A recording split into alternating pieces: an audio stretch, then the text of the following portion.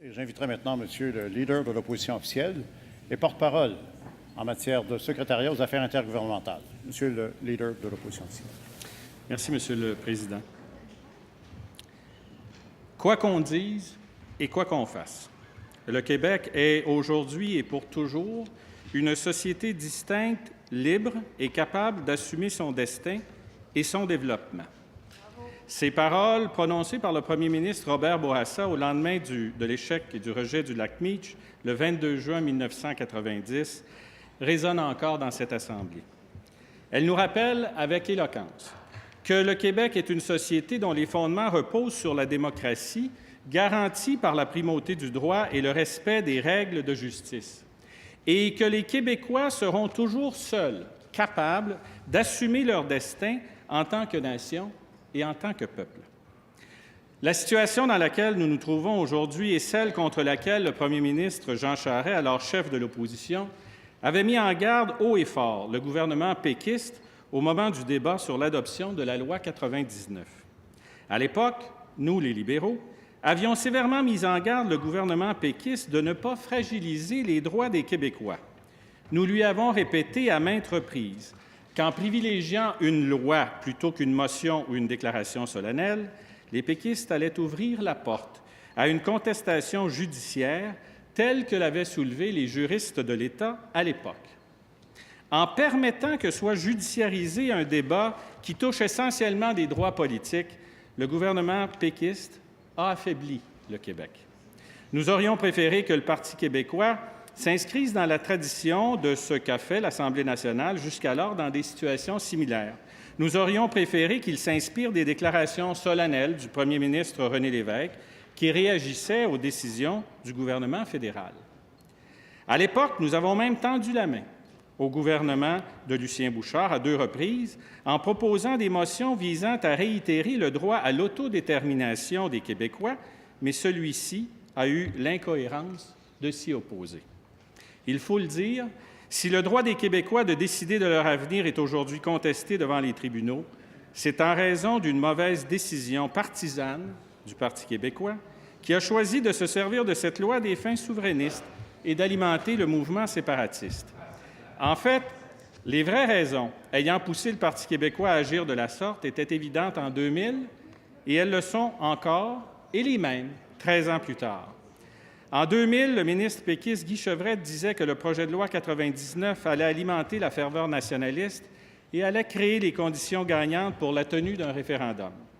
Avec le recul, on est à même de constater que tant la loi sur la clarté, adoptée par le gouvernement fédéral, que la loi 99, adoptée par un gouvernement péquiste, sont le résultat direct des énoncés flous et ambigus des questions soumises au cours des 2 référendums par les gouvernements péquistes pour décider de l'avenir constitutionnel du Québec.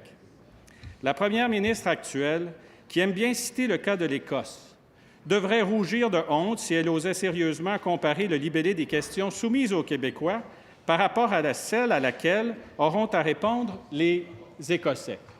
Car soyons clairs, le Parti libéral du Québec, ses chefs et les premiers ministres de tous les gouvernements qu'il a formés ont toujours souscrit sans réserve à l'affirmation que seule l'Assemblée nationale du Québec peut déterminer les conditions entourant le processus référendaire sur l'avenir politique et constitutionnel du Québec dans le respect des règles démocratiques et notamment la règle du 50 + 1, et ce, en conformité avec la décision de la Cour suprême dans le renvoi sur la sécession du Québec. Mais si nous réaffirmons notre attachement à la règle du 50 + 1, encore faut-il que la question soit claire. Souhaitez-vous que le Québec devienne un pays indépendant? À chaque fois qu'ils ont eu à s'exprimer démocratiquement sur leur avenir, les Québécois ont toujours choisi le Canada. Nous sommes confiants qu'ils le feraient encore aujourd'hui si une question claire leur était posée, parce que les Québécois sont libres, parce que les Québécois sont fiers et parce qu'ils ne souscrivent pas à cette mentalité d'opprimer et d'assiéger à laquelle tente de les réduire la vision péquiste. Ils savent qu'ils sont les cofondateurs de ce pays, qu'ils en ont influencé la marche et qu'ils peuvent faire rayonner leur culture et leurs talents qui leur sont propres partout au Canada et ailleurs dans le monde.